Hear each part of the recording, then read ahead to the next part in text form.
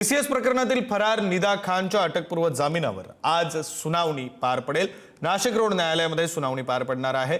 गुन्हा दाखल झाल्यापासून निदा खान ही फरार आहे, तर गर्भवती असल्याचं कारण देत तिने वकिलांमार्फत जामिनासाठी न्यायालयामध्ये अर्ज केला आहे। धार्मिक भावना दुखावणं आणि धर्मांतर प्रयत्नाचे निदा खानवर आरोप आहेत।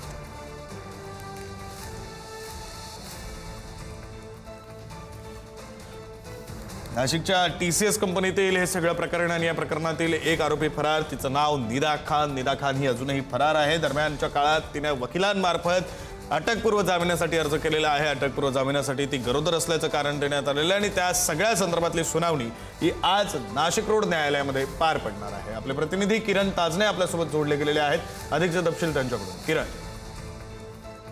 विक्रम, खरं तर निदा खानच्या अंतरिम अटकपूर्व जामीन अर्जावर आज सुनावणी होणार आहे। मागील सुनावणीच्या वेळेला आरोपीचे वकील राहुल कासलेवाल यांनी याबाबतचा युक्तिवाद केलेला होता आणि त्यानंतर सरकारी पक्षातर्फे आणि पीडितेच्या वकिलांच्या माध्यमातून त्यांचं म्हणणं ऐकून घ्यावं अशा स्वरूपाचा त्यावेळेला अर्जवर तपशील करण्यात आलेला होता आणि त्यानुसार न्यायालयाने देखील त्यांना त्यांची विनंती मान्य करत त्यांना आजच्या दिवशी लेखी म्हणणं मांडण्याचा वेळ दिलेली आहेत आणि त्यानुसार सरकारी पक्षासह पीडितेच्या वकिलांकडनं देखील आज लेखी खुलासा आणि एक युक्तिवाद देखील होऊ शकतो।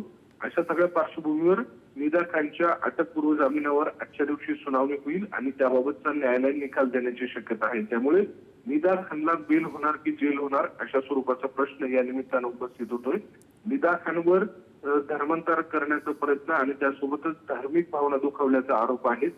ते एका गुन्ह्यामध्ये आरोपी असून सध्या ती फरार आहे। तिचा शोध देखील पोलिसांकडून घेतला जातोय। त्यामुळे आजच्या सुनावणीकडे सगळ्यांचंच लक्ष लागलेलं आहे। आपल्या या सुनावणीकडे लक्ष असेल। किरण, तुर्तास धन्यवाद दिलेल्या सगळ्या सविस्तर माहितीसाठी।